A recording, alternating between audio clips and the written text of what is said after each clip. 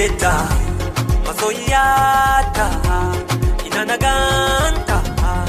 ina ta so in faɗa muku na rasa ya zana kwatanta halitta Allah ya yi halitta Nazifu zan baka daga bayani cikin mafarki muka gamo da wata kai wani gaban halitta sauti na muryar ta yayi amo daɗi na muryar ta kyan kalaman da sun taɓa min na zuciya